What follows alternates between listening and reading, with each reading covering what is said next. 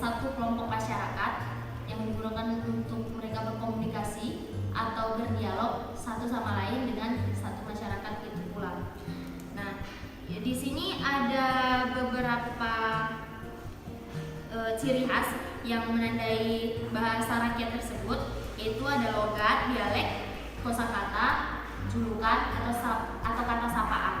Nah, kata sapaan itu adalah kata yang dimana kita menyebutkan atau memanggil seseorang itu dengan sapaan, misalnya yang ditandai dengan usia atau jenis kelamin atau ikatan kekerabatan, atau juga yang paling sering ialah julukan dari urutan lahirnya.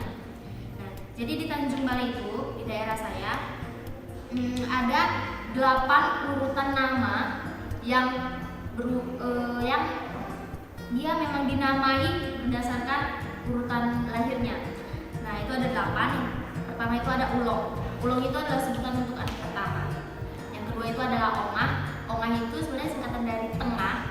Ya, biasa anak tengah. Tapi karena kami logat Melayunya itu logatnya menggunakan huruf vokal O dan sedikit nada, jadi tengah itu tongah. Jadi biasanya jadi ongah. Terus yang ketiga itu ada alang. Terus yang keempat itu ada uteh. Yang kelima itu ada anggah, yang keenam itu ada iong, yang ketujuh itu ada anda, dan yang kedelapan itu ada ucu. Ucu itu adalah singkatan dari bungsu. Nah, bungsu jadi kita pakai bungsu.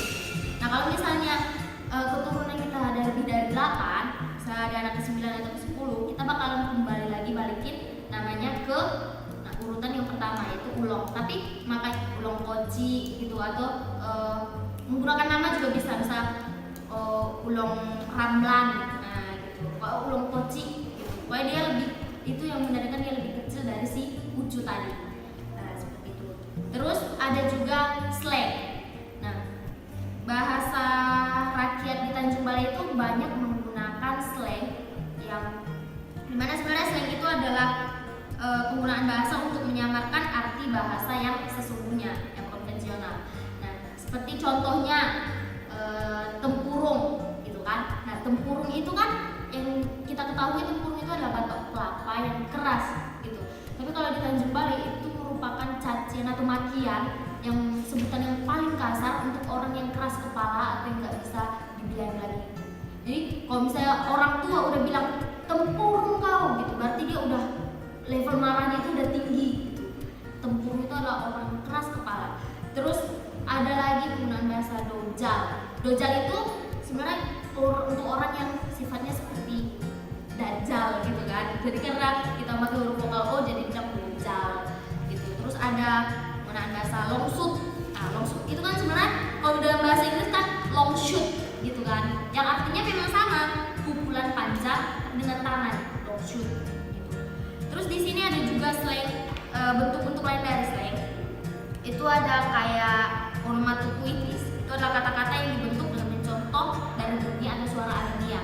Nah, kalau di Tanjung Balai itu ada bekoruh namanya, tapi nggak pakai bekoruh gitu. Bekoruh. Gitu ya. Bekoruh itu adalah ngorok. Kayak jadi kan kayak bekoruh gitu. Kalau misalnya ada lagi kayak dopak. Dopak itu ditampar kayak pak kan gitu kan, bunyinya apa? Pak gitu kan. Jadi bopak gitu. Itulah bahasa-bahasa slang yang ada di Tanjung Balai gitu. Oke. Di Tanjung Balai itu kan lebih banyak menggunakan bahasa slang. Jadi bahasa asli dari Tanjung Balai itu bagaimana sih bahasa aslinya gitu? Contohnya dalam sehari-hari kayak gitu. Iya, katakan tadi kan Kayak dia bicara dalam bicara kan, sama teman. Sehari-hari apakah memakai itu? bahasa slang itu apakah dia memang menggunakan bahasa asli orang Tanjung gitu? Oh, ya kalau misal bahasa sehari-hari yang digunakan, kita menggunakan bahasa Melayu, tapi dengan logat O dan yang bernada itu. Kalau misal penggunaan bahasa slang ini apa ya? Refleks kita sih gitu, karena dia udah terlalu banyak gitu. Terucap saat waktu marah gitu. Kayak terlalu marah gitu, kayak nanti dopak kau lah kan gitu kan. Dopak kau itu kan kayak bahasa yang refleks yang memang kasar gitu lah. Emosi gitu ya. Iya. Tapi kalau misalnya bahasa sehari-hari ya enggak kemana kau, gitu Berarti tetap ada menggunakan bahasa aslinya gitu. Iya, oh nggak makan. Pokoknya nada-nada itu yang Ya ayun-ayun ya. mendayu tapi keras gitu. Beda sama Melayu Deli apanya? Logatnya Beda Melayu Batubara. Melayu Batubara beda. Pokoknya Melayu asalnya itu memang Melayu pesisir. Ya, gitu. Boleh, Kak. Oke, baik, terima kasih Kak. Oke. Jadi sini saya ingin bertanya yang tentang susunan dari nama-nama keluarga ya, tatanan keluarga ya. Jadi sini saya ingin bertanya, apakah tatanan keluarga itu sama dipakai? Ini kan Melayu, sama ya dipakai Melayu Tanjung Balai sama ya dipakai juga dengan Melayu yang ada di Teping, Melayu yang ada di Deli atau Melayu yang ada di Langkat. Tatanannya itu kalau sama-sama kita ketahui kan kalau di Batak itu kan berbeda. Tentunya di Karo sama di Batak itu berbeda tatanannya panggilan. Tapi apakah ini terjadi sama dengan yang terjadi di Melayu atau tidak? Dan untuk bahasa slangnya juga yang menurut Ika ketahui sendiri gitu, yang bahasa slang dipakai Tanjung Balai apakah berbeda juga yang bahasa slang yang dipakai di Deli ataupun di Langkat? Tapi kan konteksnya sama-sama Melayu. Itu gimana? Terima kasih. Iya. Kalau Ika ke bahasa slangnya dulu lah ya. Nah, kalau misalnya bahasa slangnya menurut Ika itu berbeda karena memang sejauh ini ya yang Ika temui kawan-kawan Ika atau orang-orang yang berinteraksi dengan Ika, yang pernah berinteraksi dengan Ika memang nggak ngerti bahasa slang yang kami gunakan gitu, sekalipun kita memang satu rumpun gitu, memang satu Melayuan gitu, memang satu Melayu gitu ya. Mungkin di Batubara karena dia adalah Melayu yang terdekat, jadi kita agak mengerti gitu. Tapi juga ada beberapa bahasa yang di Melayu Batubara dengan Melayu Tanjung Balai itu memang kita saling nggak ngerti. Ada beberapa bahasa yang memang kita pun nggak ngerti. Dan untuk Melayu Batubara sendiri logatnya itu pun agak sedikit berbeda juga gitu. Memang untuk Batubara itu agak sedikit lembut dia. Kalau misalnya Melayu Tanjung Balai itu kasar. Nah, kalau misalnya Melayu Batubara itu dia lebih lembut lagi kayak bila tiba gitu. Nah, kalau misalnya Melayu Tanjung Balai, kalau misalnya Tanjung Balai, abah kapan kau tiba? Gitu. Berbatak.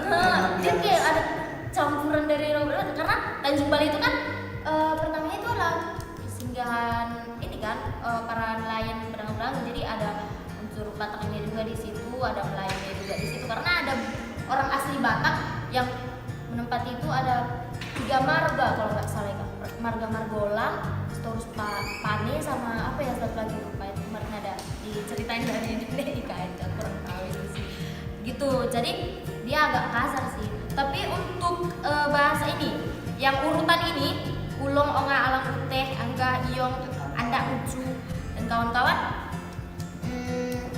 kalau di Melayu yang lainnya mungkin sedikit sama tapi mungkin sedikit berbeda juga ya gitu.